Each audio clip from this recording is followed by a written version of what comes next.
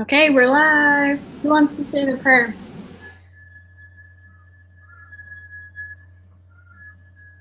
I can. Gentlemen, Daniel, what do you think if Alex or Nathan said it tonight? I would love that. A priest could hold it to say a prayer. That would be awesome.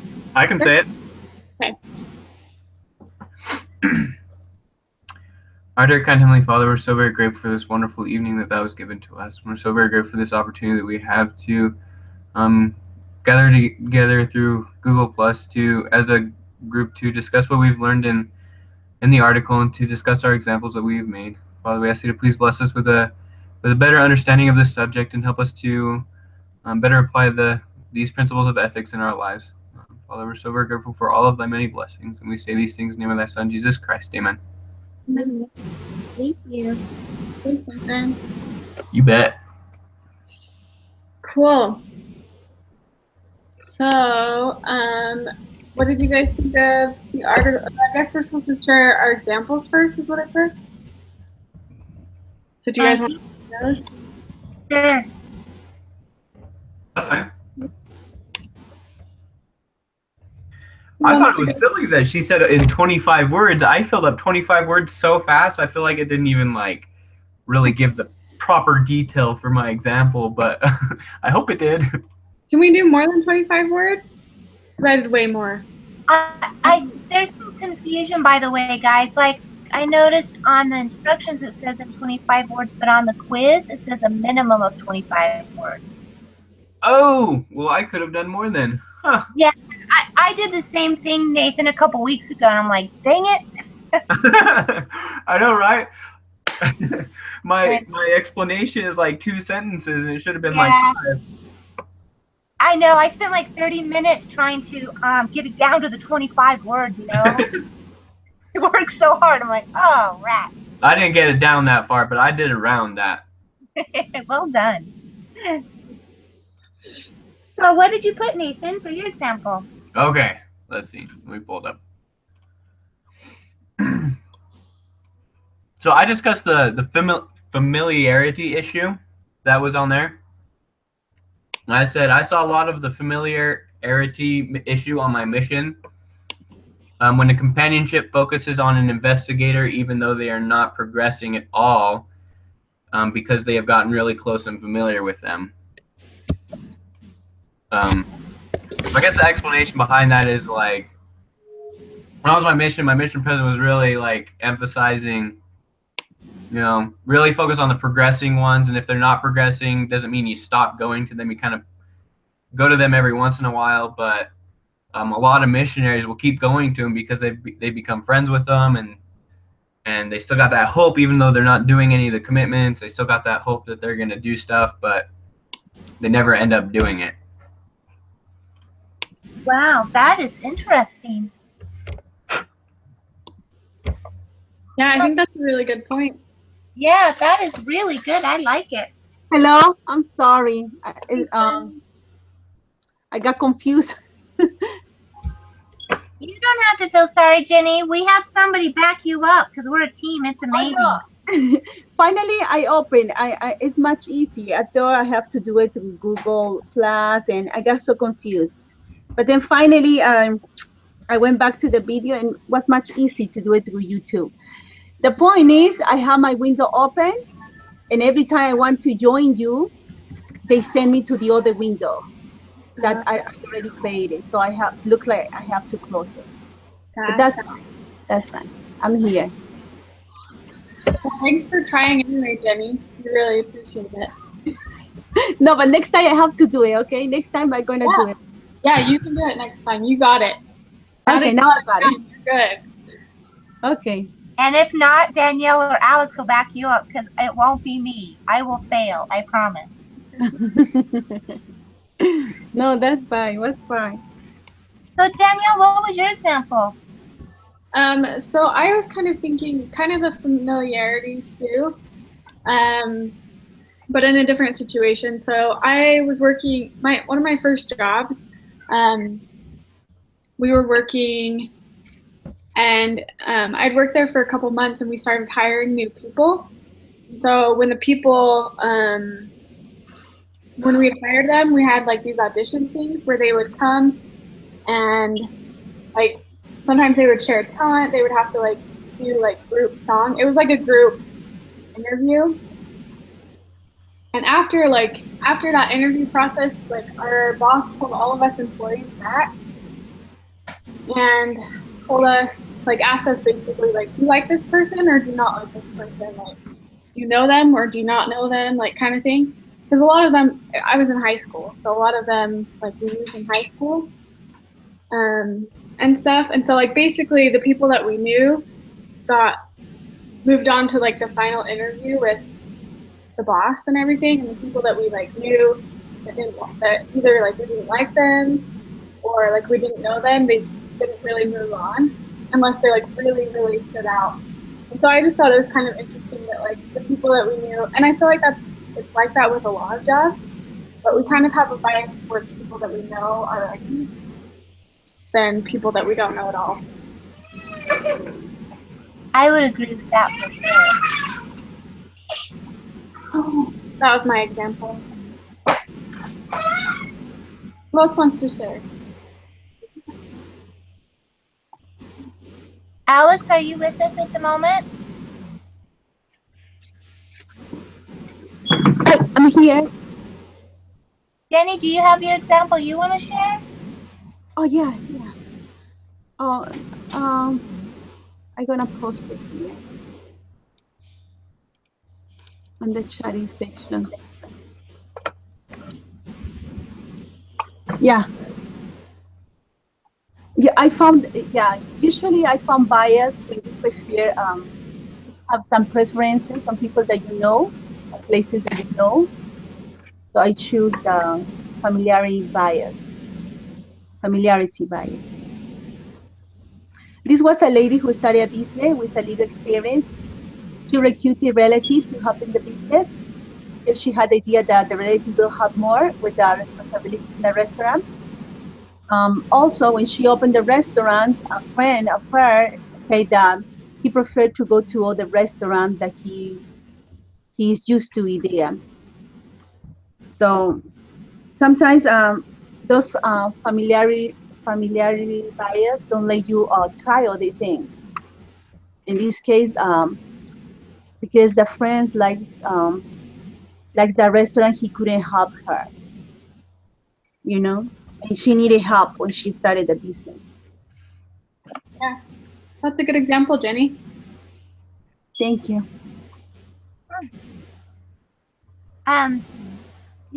Before I share my example, did you see that Alex can't hear us? Mm-hmm. I mean, we can't hear him, he can hear us, so he's going to try to restart and jump back in. Mine actually had to do with the concept of escalation. At my last job, human resources would often call me in to help assess employee discipline matters. Facilities manager, who his director came and said to HR, he's not doing his work, I want to fire him. And when I started to talk to the director, she couldn't tell me what he was doing wrong, she couldn't show or tell me what his poor job performance was. And in the data gathering process, I came to find out that there were a lot of rumors going on about him that she started to listen to that were not fact-based, they were untrue. And she also made the statement, he's just too old, he doesn't really know what we need in the market, but she couldn't explain what we needed in the market, so it had nothing to do with his age. So it's interesting because without asking the right questions, could have opened the company to a multi-million-dollar discrimination lawsuit based on age. And he was doing a great job. So I found it interesting that the director, her small, first she accepts the rumors as, well, it must be true. And then based on that, I'm going to make all these other assumptions.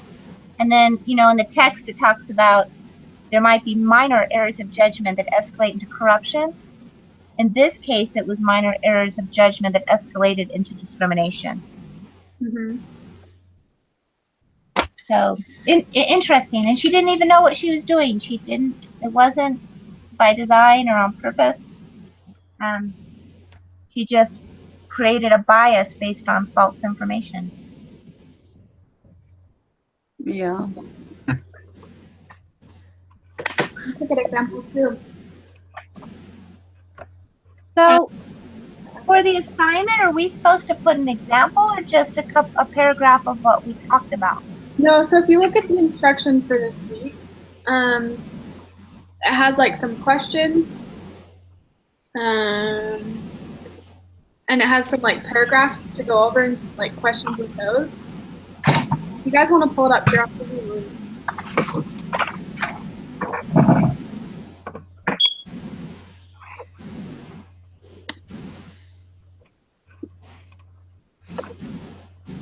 So it says like talk about your examples,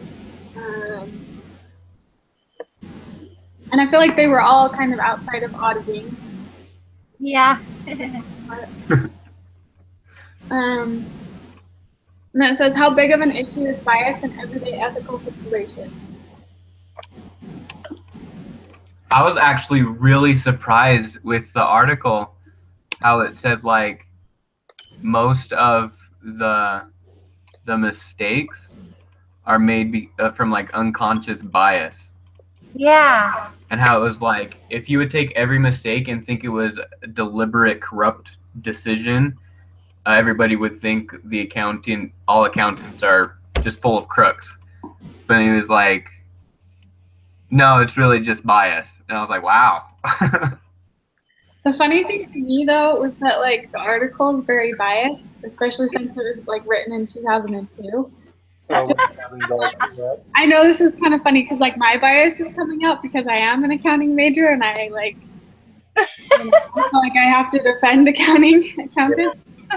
But I really did feel like they were kind of like slamming accountants, which I totally get because in 2002, like this was 15 years ago.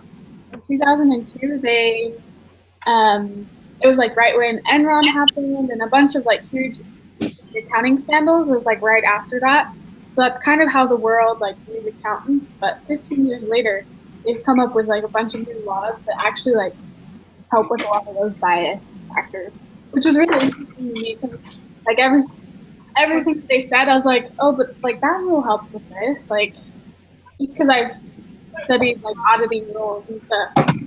If you guys, like, our accounting majors have taken auditing, you probably know what I'm talking about. But I haven't taken it yet. Not yet. I'm taking the fall semester. Can you guys hear me now? Yeah. yeah, Cool. want to share your example, Alex? Yeah, I would love to. Okay. So for my example, I use like the familiarity bias. So I work on campus at like the Britain coffee shop, and sometimes I'll feel more biased. So there's only 3 of us that like work there at a time, but we can help up to 5 people at a time. And sometimes I'll feel more inclined to help the people whose jobs I know are like easy and like can be done quickly, rather than the people that like have hard jobs or like I know them before and they've like, I don't know, they haven't been easy to work with. I guess it's like familiarity bias. It could also be known as like laziness, I guess. But yeah, that's what I kind of like found like a bias that I've seen in my current workplace. That's funny because I've totally had that happen to me. Like I had a harder job to do, and like it wasn't you, I'm sure. But like I remember it was a girl that helped me, so like I know it wasn't you. But like I remember waiting like forever. And I was like, okay, come on, I've been in here longer than anybody else in line. Just finish my job. Yeah. I totally get that. It's like, I think it's more of like, you have to get it done, but you want to get all the easy stuff done first before you get to that, you know? I'm sure, I don't know. Yeah, that's a good example too. Yeah, thank you. Cool, guys. Yeah, I really like the article as well because I actually really want to go into corporate auditing. And so when I was reading that, I was like, oh, this is like actually really interesting. And like, I also noticed that as well. Like, it was like, it just like railed on accountants, and like when I talked about Sarbanes-Oxley, would it like just come out at that point? It was like I don't know. You're right, Danielle. Like things have changed a little bit since then. Well, just in my classes, whenever we talk about the Sarbanes-Oxley Act, it's always like in a super, and it's probably a little bit biased because it's accounting classes, Yeah. but it's always in a super good light that it like has helped a lot in the profession. Mm-hmm. I think like just taking that article for what it is and what like the time frame was, because like I said, it was in 2002. So I think it's just like important to remember that like not all of the things that were said are wrong, but just things have changed a little bit since then. Yeah. It's also funny because I went on a recruiting trip at an accounting firm, and like I went out to lunch with an audit team, and they talked for like 5 minutes just about Sarbanes-Oxley. Like nobody had brought it up, and they just like started talking about it like to me, and like for them how it's changed. Like, well, I mean, all of them are pretty young, so like they just like heard about like how accounting was before and how it was like a lot more lax and a lot more like just do what you want, and now it's like a lot more strict. They talk about like the partners at accounting firms just go on golf every day, and now they can't do that anymore. Mm-hmm.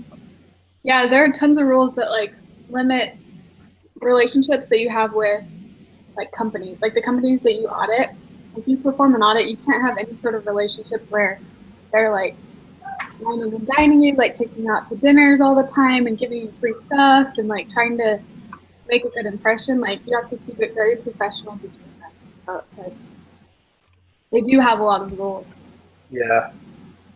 I have helped maintain that. But it was interesting to read because you kind of get a glimpse into what it was like before they made those changes, and they continue to make changes all the time. Totally. So how does this apply to life, guys? Well, two things. I work with an internal auditor at my current job Mm-hmm. in my capacity, and you're right. He's fantastic. Of really, the point isn't to please people. The point that in all of his audits is to look at process driven and what will protect the entity overall. So it's quite fantastic to see. However, reading the article, it really made me reassess my own life. I think it's so difficult to be fair-minded at all times due to midterm stress, working long hours, family dynamics, imperfect people, and our own experiences that color our judgments. That I'm biased. I must say, I'm probably biased about something every single day, honestly. And how do I overcome that? And the only thing I could think of is to focus on Jesus Christ and continue to try to be more like him, which is astounding. He is the only individual of our brothers and sisters who can truly say he is not biased. That's true. Well said. I think also we have to remember that we are human. So like it's impossible to take emotion out of like work, like especially for accountants. Like you can't take the emotion out of it, but you also like can't put too much emotion into it. I feel like, I mean, in any business, like you have to be professional and be appropriate around everybody, and like it's hard because people get so offended in this day and age. Just like you were saying, Marion, in your example, like the lady, she didn't realize she was like she could have really offended this guy and caused a lawsuit for herself. But I think like we do things like that all the time where we just don't think about like things from other people's perspectives. Yeah. Yeah, and it's sometimes it's hard, Sometimes it's unconscious. You even doesn't know it, and those things happen. About bias, I was talking to my daughter to trying to understand the article and the concept of bias, and something that about I was thinking is like for accounting, for those accountants, especially those accountants that need to set up those financial statements. You know, the goal is to set up the financial statement in a way show the company is a profitable company to outsiders, to those investors, no? So it's kind of hard. Like sometimes you, for example, sometimes expenses at the end of the year is good. It's better to not show it. It's better to show it those revenues, those revenues that will come in for the next January and the next year, to show it for this year. You know, how can I say it? But sometimes you wanted to do your best, and doing your best, you fall in those unconscious bias. I don't know how to explain you, but I was thinking on those accountants, and I say, oh, and also I was thinking about my job. I started a job 2 months ago. About today we have a luncheon, and I have to recruit some seniors. I have to invite them, and because I'm Spanish speaking, I'm recruiting more Spanish than English speaking. But when Spanish come and show up, they try to get close to me, to say hi, to talk more to me because of the language. But I always try to think in my other coworker who speak English, and I always tell to the seniors, go tell Tina, go say Tina hi and say thank you. And I'm trying to pull them to introduce to my other coworkers, because we do the same job too, you know, so for seniors. So sometimes I feel like we're gonna fall in those bias that people will prefer me, or other people, other target or group of people will prefer her. So sometimes it's unconscious. We don't see it, but we have to, like you mentioned, we have to try to, as members of church, we're trying to follow the Holy Ghost, to inspire us to be gentle, to be sensitive to other people's needs, and be aware of what's going on around us. So I think that helps us. That helps us a lot when we have the guidance of the Holy Ghost in our life. That was beautiful, Jenny. Thank you, Marian. No, you mentioned that. You mentioned that, and that is true. Really, as members of church,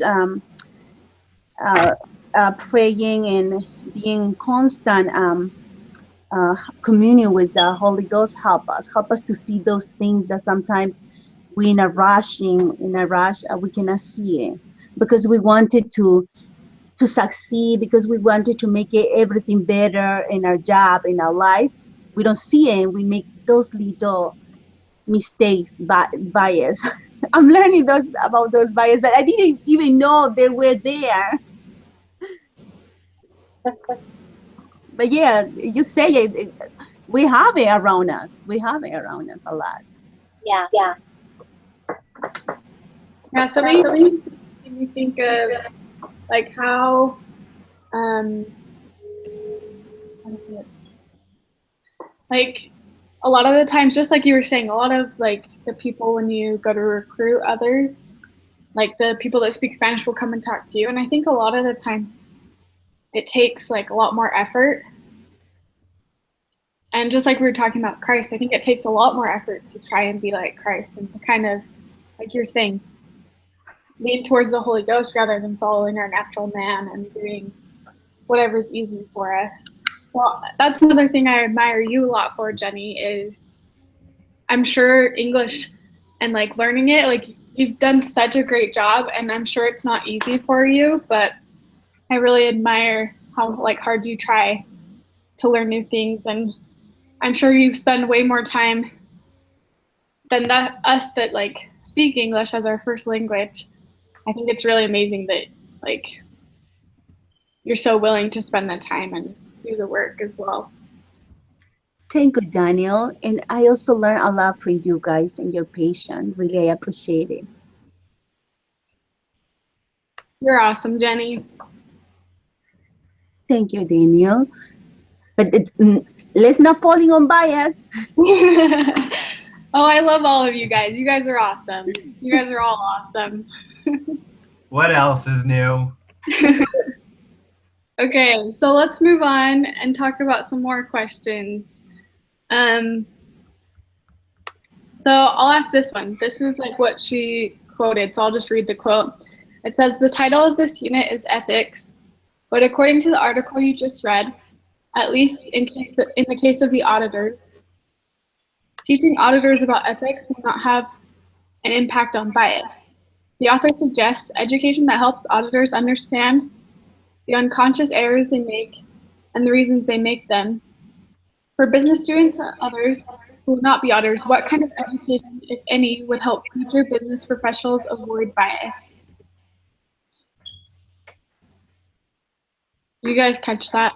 Sorry, it's kind of long, but if you want to read it, it's like the first bullet point on that link that I sent you. We haven't heard from Nathan in a while. What do you think, Nathan? Hold on, I gotta pull. It's the first bullet point. Mm-hmm. Okay. Starts with the title of this unit. Mm-hmm.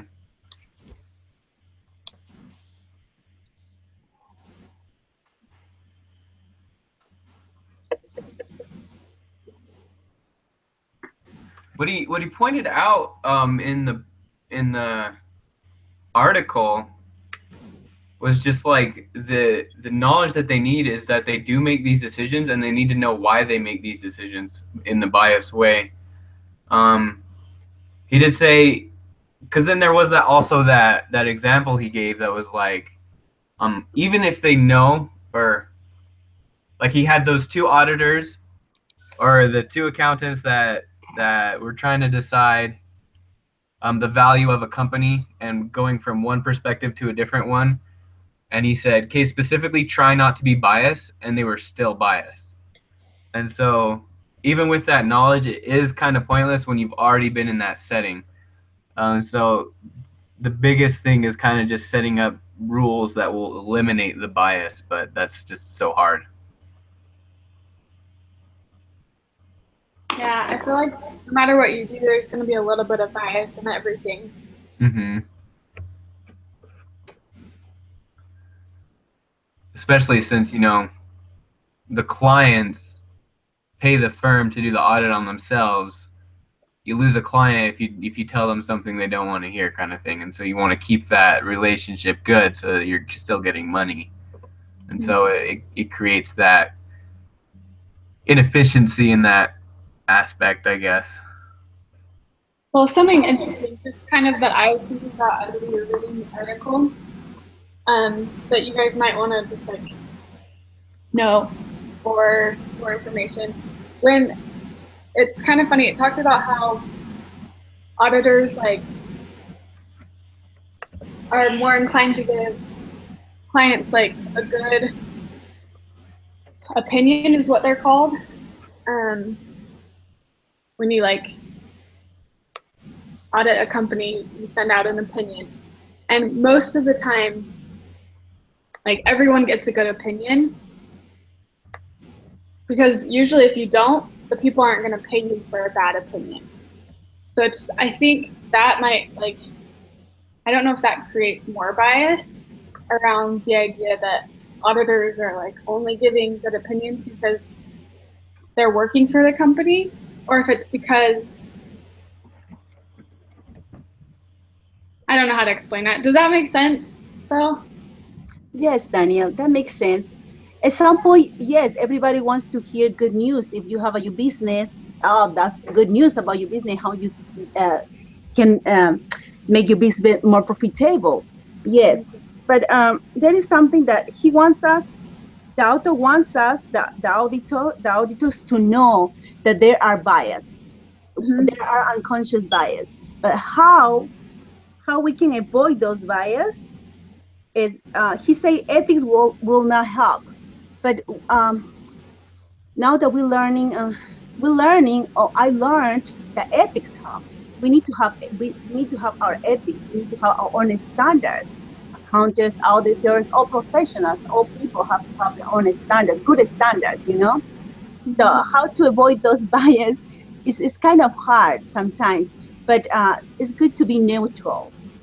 It's good to be neutral, to have the knowledge and to be neutral and say the two is not only to be in one position, it's to see the perspective, the two sides, what's going on.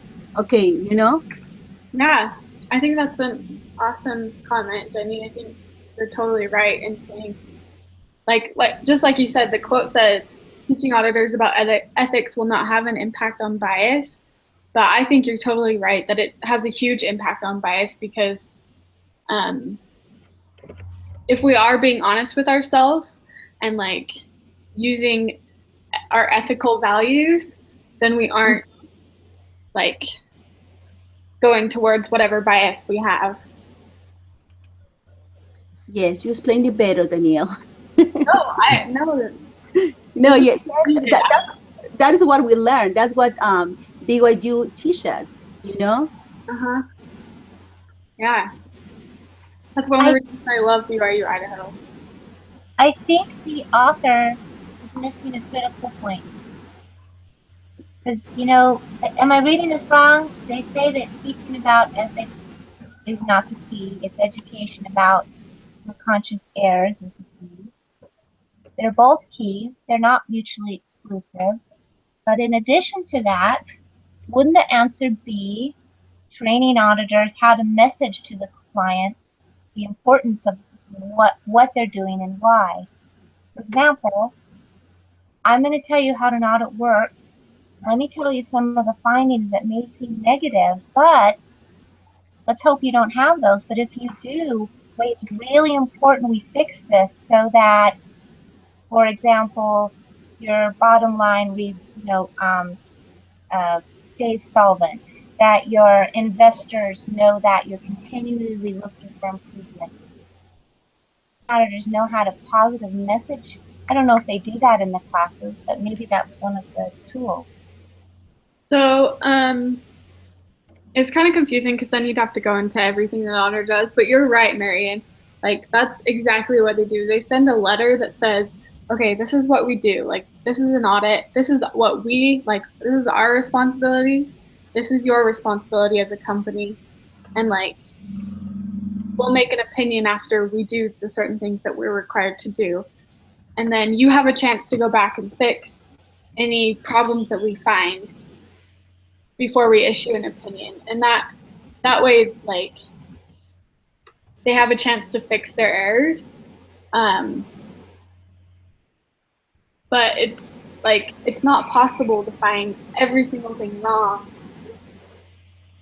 in an audit. It's just the same with law. Like, you can't determine, like, what's right and wrong in every single situation. It's like, some situations that might be okay, some other situations there might be an exception. It's the same with like auditing. You can't figure out every mistake that you've made in financial statements. So, question on the messaging to the client. Do you think some clients, I mean, some are corrupt, they don't really care. It's all about how much money they make and what the public investor is going to think or private investor. But I'm assuming that's not the majority of company holders, right? Is it because they're fearful? Is that why so many, well, according to the article, one of the reasons of bias that auditors may make is because they, don't want to get fired or don't want to make the company mad? Is it fear-based from the company? I think in the past it might have been, but I think now they've made a lot of rules to, I mean, it depends on if you're an internal auditor or just like an auditor, but they made a lot of rules, whereas like if you're going to turn down, like you don't want to be involved with a company that's doing wrong things. So if you have any idea, at least this is what they teach us in our class. If you have like any like idea that they're doing something wrong, you can refuse to do that audit. And so I feel like most auditors would prefer not to do that. because it's kind of interesting, but auditors like are one of the highest, like, what is it called? Like with doctors and other things like malpractice and stuff like that. Auditors have one of like the highest like legal rates, I guess. Like they get sued a lot more than any other profession. Wow, this is interesting. Thank you for sharing. Yeah. Huh. And I think it's a lot like due to that act that was established. Like it created a lot of rules to protect the auditors, but also to protect businesses. So it's like it kind of helps both. So things like Enron and the whole thing with Arthur Anderson, those things don't happen. So, Alex, does that scare you away from the business? No, I knew what I was getting into. Don't worry, Alex. They have a lot of like most companies will and auditors will like have their own insurance. You can have like insurance for auditors specifically for those cases. Really? That's awesome. Makes me feel a lot better. I mean, it doesn't always like fix the problem because if you're mixed up with the wrong people, you can ruin your reputation. Yeah. But that happens in any business, not just auditing. Okay, should we want to move on to the next question? Yes. Sure. Sounds good. Okay. The author suggests that the status quo, the universally accepted practice in the United States of how audit firms are hired, paid, and work with other companies. Oh, so we kind of already talked about that. You guys want to talk more about that? Sorry, I kind of stopped reading it halfway through. No, I'm good. I remember like reading the thing though, like where it said they suggested that companies like can't hire like a private company. Private company can't hire like an auditor to audit them for like what did they say for like 5 years or something like that? Was their suggestion? Yeah. Like I'm not sure if I agree with that because that's how a lot of auditors like make their. That's how they make their step up and like in their careers is like through those like connections. Like I know a lot of people that got their connections like due to that, and it wasn't because they were like there's bias or anything like that. It's just because the company really liked that auditor and they wanted to like run their internal audit team and stuff like that. That's I don't know. I felt like there's a little bit of bias in there as well. Yeah, I agree. And I feel like there are rules that help like condition that so it's not like a bad transfer over. But I totally get it because like how else are you supposed to get jobs and like move up if you're not using like your professional network? Like auditors work with companies. Like they don't usually like work as much in the office. Yeah. They're out working with other companies to audit their companies. Yeah, I totally agree with that. But it's still kind of a valid point. If you're thinking of like, man, this would be a cool company to work for, I'm gonna like, you know, just that idea and having that like opportunity and I feel like it definitely can create a bias result. But I totally agree with the fact that, you know, that's how they're making their network, that's how they're gonna find future jobs, you know, kind of thing. True. It can totally go both ways. Yeah, exactly. You can make a good case for either one. Okay, so we're on to the next one, if we haven't already talked about it. So it says this article is specifically about otters, where most of the studies are about human nature in general. A few are specifically about lawsuits. Do you think that the bias was discovered for plaintiffs and defendants leads to a flawed legal system? Why or why not? Does that make sense? That third bullet point. Just the first, like, part of it.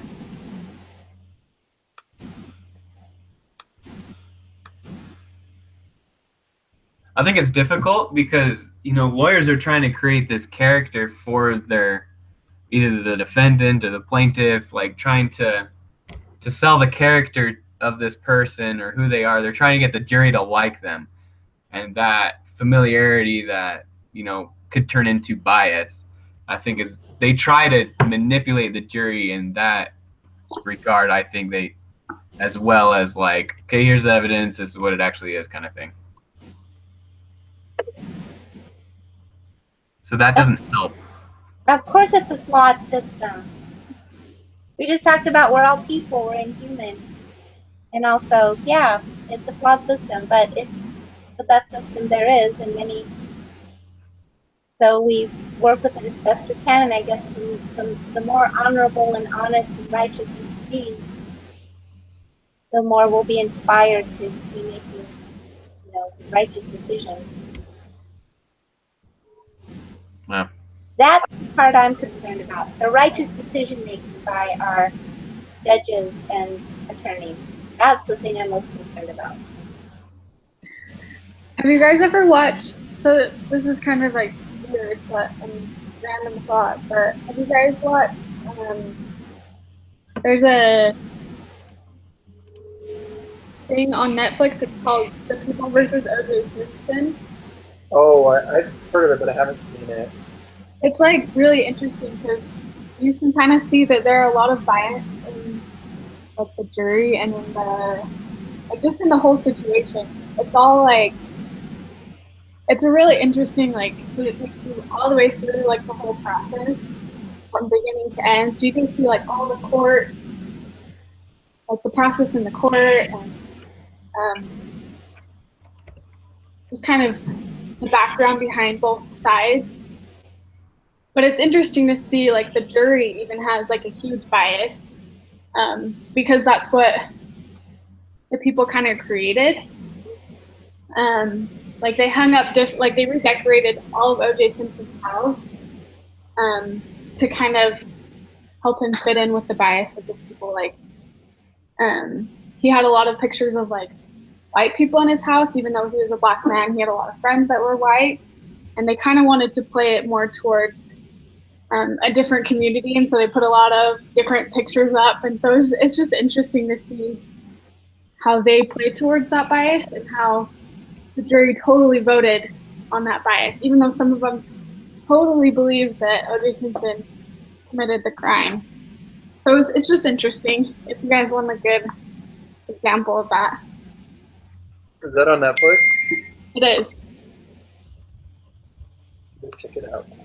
Yeah, it's like a Netflix original, so I don't know if you can watch it anywhere else. But even if you just look up the whole story of O.J. Simpson, it's a very interesting case, and I felt like I even have like some biases towards certain things, so it's just interesting to see how like certain people feel after like watching it and or like learning about it, because I didn't grow up.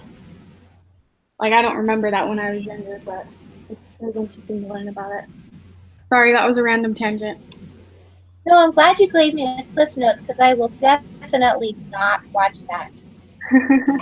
I'd be very frustrated, because there's nothing I can do about it, right? Yeah, it's true. Very frustrated with the system, with the people, knowing that he's been convicted of several crimes since then, so looking into the pattern. Most likely he did do it, so there's a pattern of behavior for him of the criminal elements. Yeah, and I think why they released it is because he's coming out of jail soon. Oh, wow. Interesting. Mm-hmm. Did they, in that film, did they talk about the civil lawsuit? Why he actually went to jail? No, they didn't. No. So did they talk about because there were two lawsuits. There was the criminal lawsuit, which I'm assuming that's what they were focusing on, which he lost. Mm-hmm. And after there was a civil suit by the wife's family against him, which they won. So was it only focused on the criminal? I think so. Like just like the murder and everything. That's all they focused on, because I know like there were other things. Like he got convicted for a different crime. I think he like robbed somewhere or like Yes. They tried robbing, like he had signed a football or something like that, or like some sports gear. He like tried to steal it back, and that's what he got busted for. Kind of weird. Yeah, so he never got convicted for the murder of his wife's family, his ex-wife's, like, or his ex-wife and his And her boyfriend. yeah. But it's just an interesting story, and I feel like that happens in a lot of situations. I feel like a lot of biases come into it. But it's interesting to like look at it from even a lawyer's perspective. Like one of the lawyers on his case was very convincing and very biased. But even though I don't know, actually there were a lot of lawyers that were very biased. But it's just interesting to see. You can see like who has ethics, kind of, from the lawyer's standpoint. And I think as people, like, we want to believe the best in everybody, but it's hard. Like, I think there are a lot of flaws in every system because people aren't perfect and make mistakes, and we all have our own opinions. And a lot of people are more vocal about those opinions. So I don't know, I think it makes a big difference. Good share, Daniel. Thank you. Welcome. Okay, so we'll read the rest of that question. So it says, since lawyers are advocates for their clients, how much do you think lawyers are affected by bias? I would say a lot. Like they're trying to help their client win. And I mean, even if they like some lawyers like they'll advertise on TV like you don't have to pay if you don't win. I mean, they're trying to win as much as possible. So I'd say they're like, I don't know. It's kind of hard not to have bias when you're trying to like, I don't do your profession to make money, Yeah. I feel like with that though, it's a good thing. If the lawyers have bias, they really want that person to win, and that's how the system works. Is like you have both sides really, trying to say that they're the ones that are innocent or they're the ones that are right, and that kind of, I guess it could lead to corruption. But the fact that the lawyers want their client to win, it helps get like everything out there, if that makes sense at all. Yeah, totally. And I think you have to have like biased lawyers, because like if you don't, like, what if you have a lawyer that's like defending you but that doesn't believe you at all, like is not on your side at all? Like I feel like that would be awful, and that wouldn't be like fair. But where it comes, like, I feel like where the fairness comes in is like, as long as your judge and your jury are more free from bias, like they're not leaning towards one side or the other, I think it makes it a little bit, I don't know. That's where you want the bias not to be, with the judge and the jury. Very interesting. Very interesting. The concept bias related to lawyers. It's very interesting. Now that you're talking about Netflix, I remember a movie that this was a real story that happened with a sister and a brother. She ended studying law, and she ended being a lawyer because she needed to take her brother out of jail.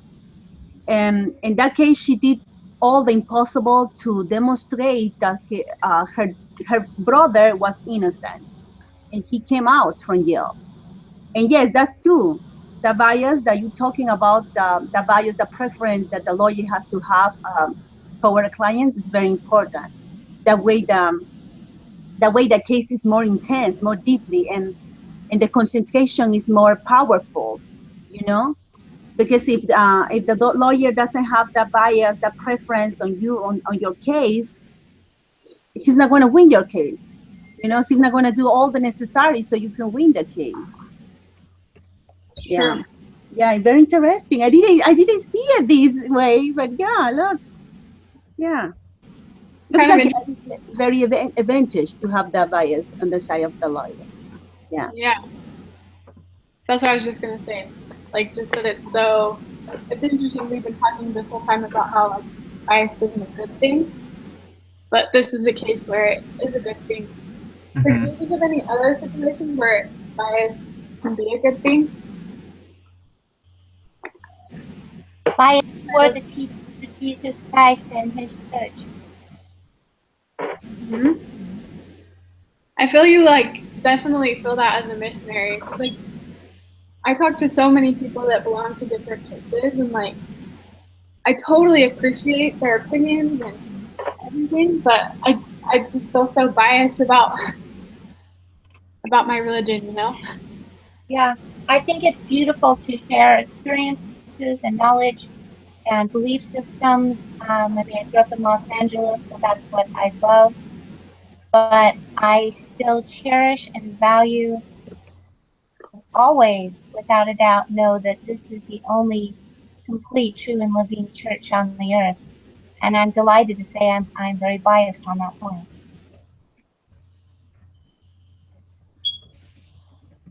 Any other thoughts?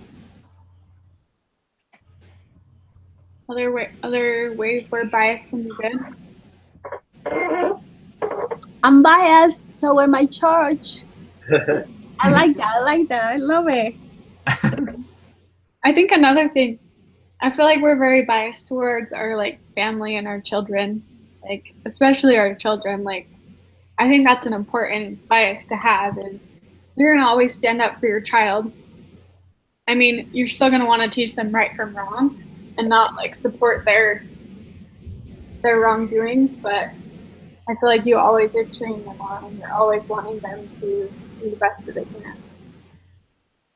You know, it's interesting. I just looked the definition of bias up, and it is prejudice in favor of or against one thing, person, or group compared with another, usually in a way considered to be unfair. However, there's usually not 100%. That's a good point.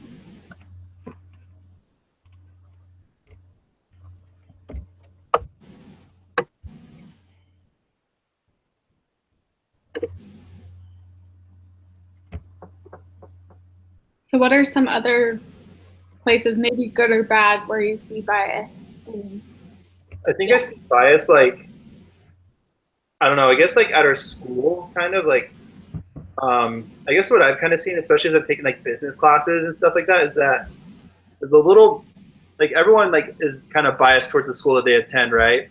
But I've seen like some like professors like outright just like talk bad about BYU Provo and like compared to BYU Idaho. You've seen how they're arrogant and stuff like that, which I like. I guess I can see their point, but I guess there's a little bit of bias in there because they're like professors at BYU Idaho, not BYU Provo. I love that. I love the scoop. I'm not on campus. This is so fun. Yeah.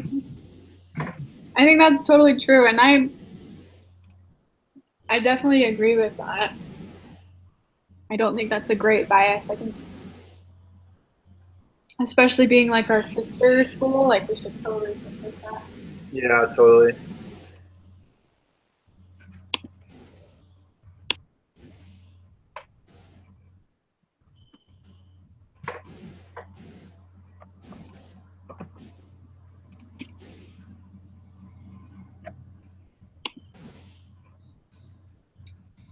Okay. I'm gonna skip to the last question. Cool. So why do you think it's so difficult to overcome bias, even when you know about it?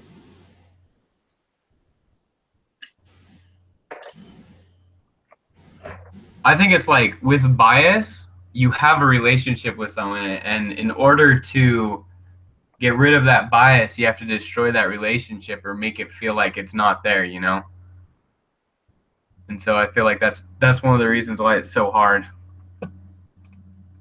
Yeah, it's almost like there can, for true having no bias, there's absolutely no emotion involved. It has to be 100% logic driven. Not.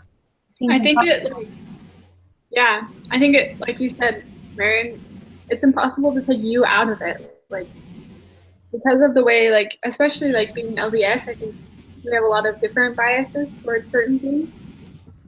And it's impossible to take your values out of like decisions you make, the work that you do. So I think you just have to like contain it, like bridle your passion, bridle your bias, I guess you could say. Yeah, and to understand what's an unhealthy bias and what's a healthy bias. Yeah. Yeah, good point, Miriam. Because today my husband was mentioning about the bias that Dominican Republic, his country has. Because many some countries and many politicians and presidents has bias toward big companies. So they prefer big companies to invest on the country. And that type of bias is not good if you are the leader of the country, if you are the president, you know. Mm-hmm. I don't know if you have other name for that, but in that case, it's kind of hard after after a leader is find out to have that type of bias toward a big company. It's kind of hard. Now I think they are on a legal process or something like that. But in that case, it's difficult. Good. That was a good discussion. Okay, so since I think we're almost out of time, or we might be going over on time already, but I don't think we have to. We started late, right? And she does look at what, do you have a counter on your end, Danielle, to say how long we've been recording? if we do, I don't know how to see it. Does anyone else know how? I haven't looked. I haven't found anything. Does anybody know when we started? Because it was late. We started like 10 past 10, something like that. Okay, so we still have a couple minutes, but we need to take. So I missed this part of the assignment. We have to write a paragraph, telling what was the most important or interesting insight our group gained from the discussion. So who wants to be our scribe? Do we want to take one of our other documents where it says we find across the top with our names already in it and use that? Sure, I can do that if you want. Share it with all of you guys. While she's doing that, Nathan, what was your favorite part? My favorite part. Of our whole discussion.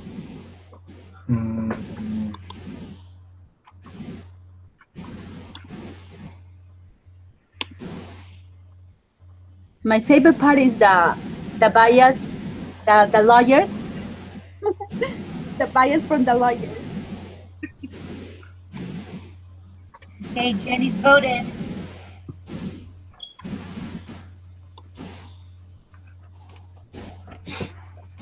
I kind of like the part how we kind of discussed about auditors in specific, just because that's kind of like what I'm thinking about doing as well.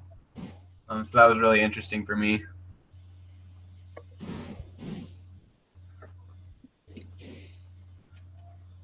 I love the part and how it relates to our spiritual growth here on earth.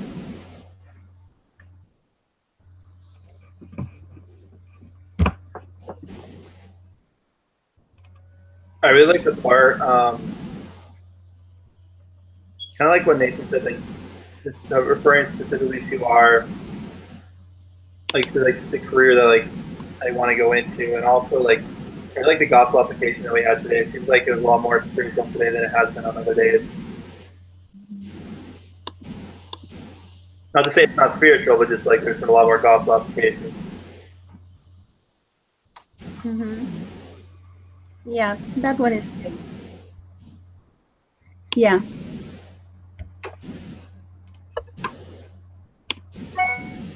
Okay.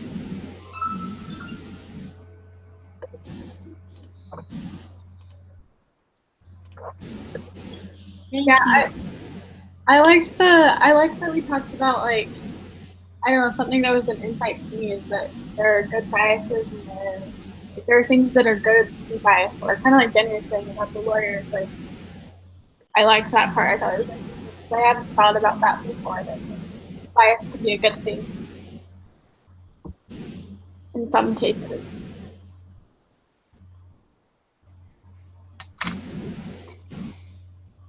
Okay, we've got a lot of good ideas. I mean, we can kind of write a little bit of all of them. Let's go for it. Okay, who wants to write?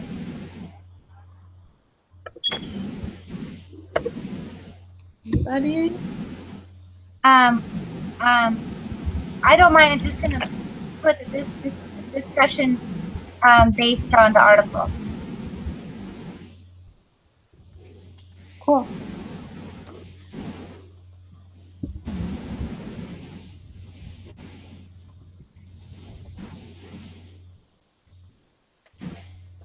And I don't mind typing if you guys just want to start. We can do that again. Oh, you're so good. Look at you cleaning me up. No worries.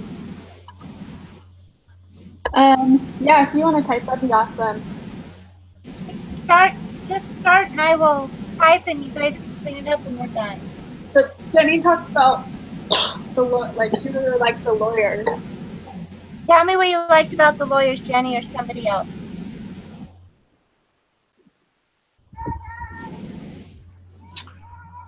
I liked how we discussed, that was or not moment, but I don't know how to say just an opportunity. Wrong word. I don't know the right word, but where that bias is good, kind of thing. For the lawyers? Yeah. But that was a example of when the bias is a good thing, I guess. Yeah, you could say something about how like we gain insight on. In some cases, it's good to have lawyers that are biased towards the people they are defending.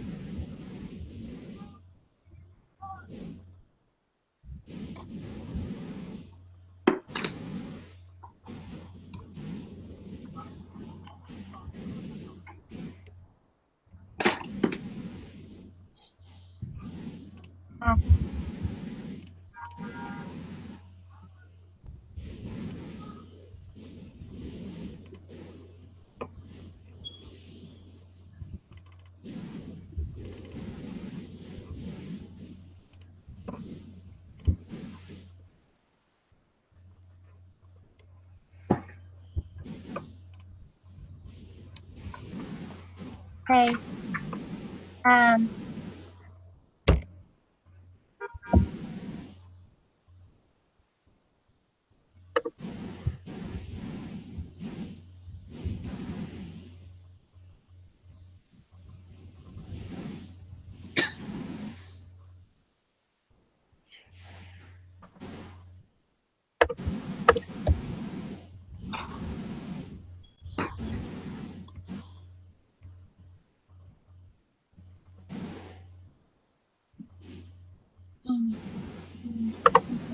I think that's good. What else did we talk about? You mentioned about ethics values. Then that we cannot avoid the ethics value. We cannot put it aside. We need to have knowledge, but we also have to how you say?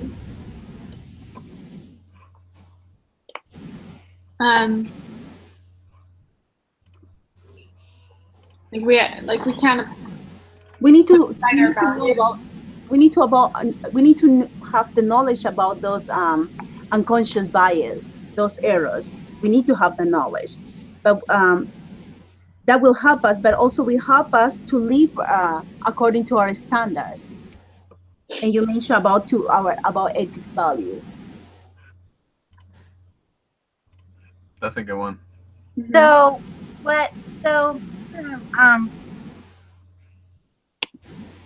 So that was kind of about the first paragraph that we talked about, how we noticed that the author thinks that ethics don't have an impact on bias, but we disagree. Okay. That we feel like your ethics help you to be more Christ-like, and like if you're thinking about it, that our ethics through church and stuff are to help us to be more Christ-like and use the values that we have to make good decisions and make honest decisions that are fair and just, rather than decisions that are not just, I guess.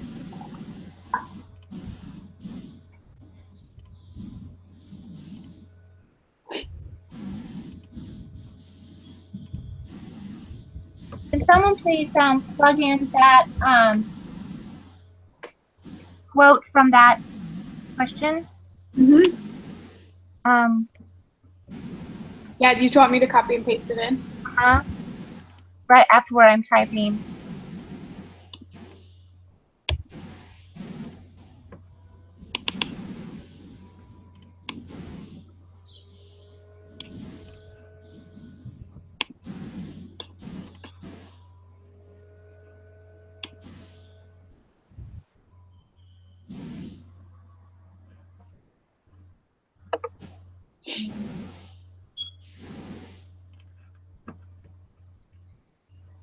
I think that's good. Is there anything else we want to add to that paragraph?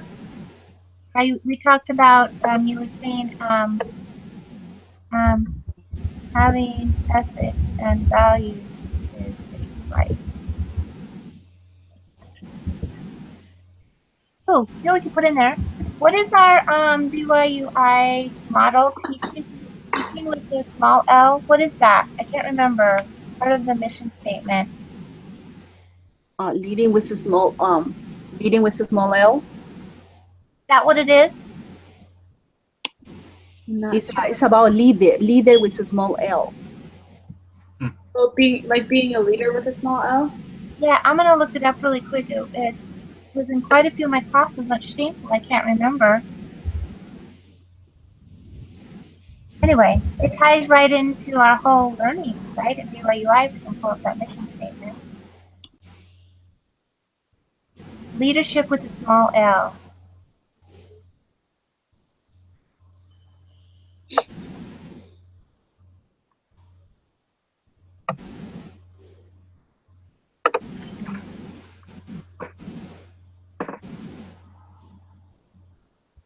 I'm just gonna plug that in. You guys want to start on the next piece of it? Daniel, you want to take over being scribe as I plug in that concept into this paragraph? Sure. Is there anything else you do want to add? Is there anything else that like Nathan or Alex said that we missed? You mean for this particular paragraph? Yeah, because we just need to write one paragraph.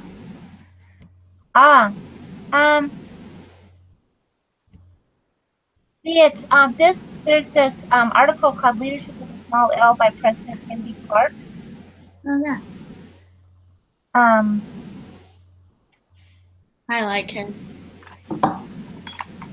Gosh, I didn't know it. I found it. Does anybody find the mission statement for BYUI? Yeah. But it doesn't say anything about leadership with a small L. But it like talks about leadership. Here, I'll send you the link. Oh, whoops.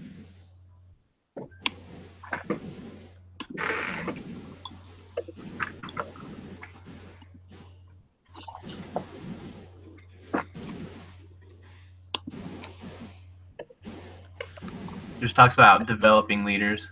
Yeah.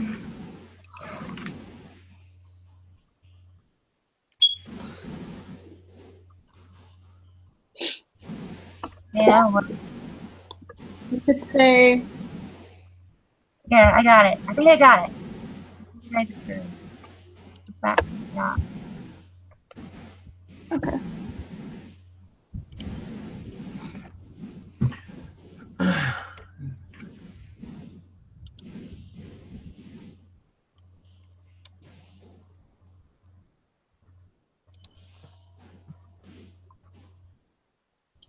No.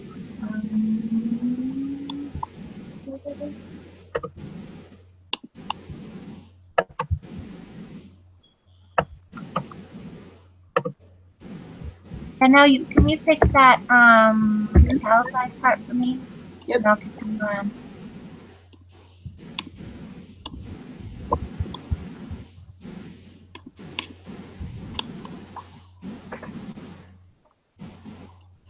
Where's that top?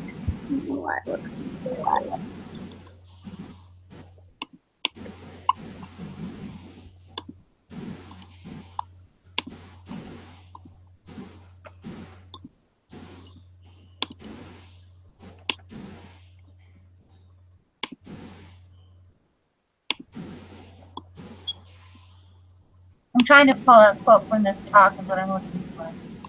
You're good. Oh, whoops, sorry. I'm trying to like get it all the same color. For some reason, I can't. Oh, there you go.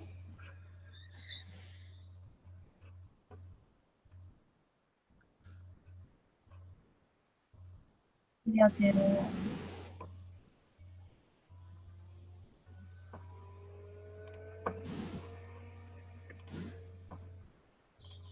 You want me to say like the talk by Yeah. is he still president, Kimby Clark? I guess he's actually like commissioner. He's an authority now. Yeah, No, there's but- been a few others since him. Yeah, but he's like the over BYU pathway worldwide now. Oh, is he? I had no idea. Oh. I thought that was Gilbert. So like President that's Gilbert Gilbert. is, but President Clark is like the education, like commissioner of education or something like that. Or, Oh, like the church. yeah, I don't know exactly what his title is. Oh. Oh, I just know he's Corman the 70. yeah. That too. I'll just say elder. Elder Clark. Clark.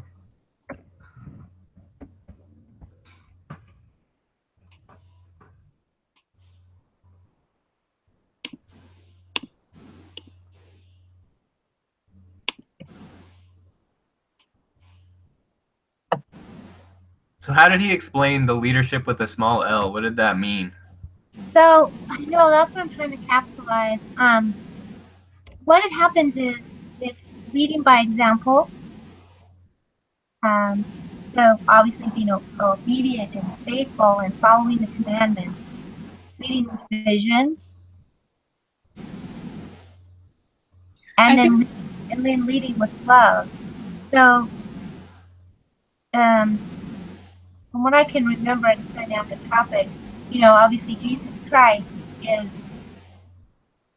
the God of all, and yet his humility, when you think about, leading, he has both sides of it. He has the power, he has the strength, but he has the humility. And so that's kind of what they mean by, leading by, yeah, it's a wonderful talk. By small L, you don't have to. You should You have to be share that link with us. I'd like to read it. You want me to send you guys the link? Yes, please. Here's the link. It's pretty amazing.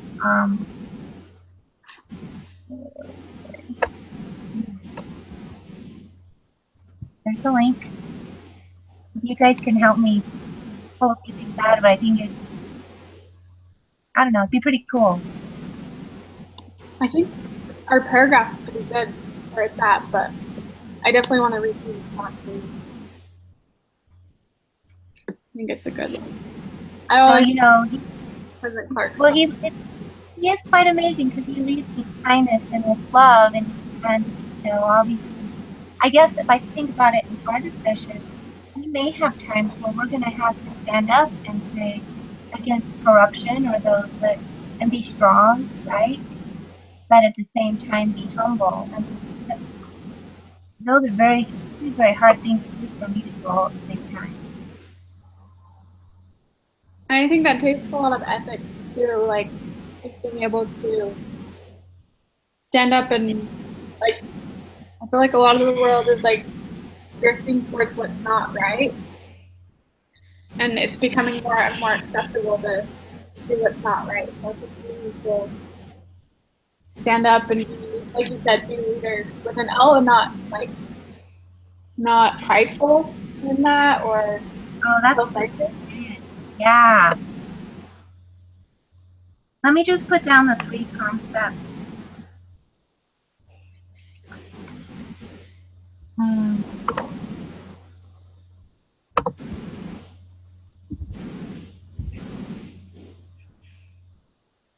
Just to kind of sum it up. Uh-huh. Perfect.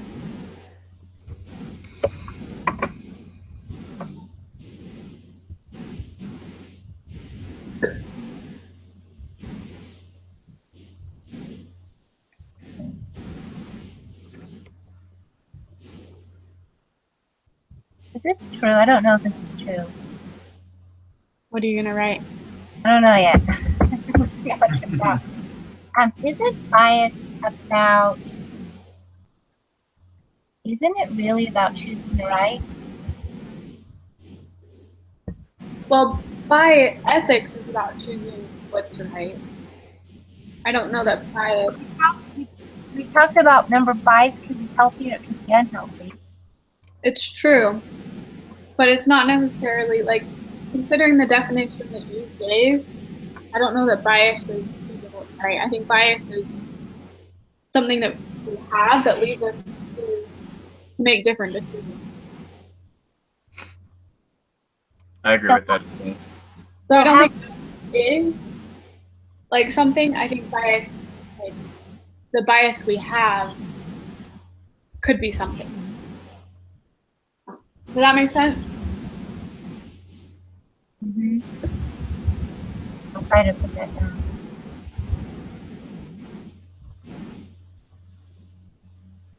I want to put the essential important bits of that. But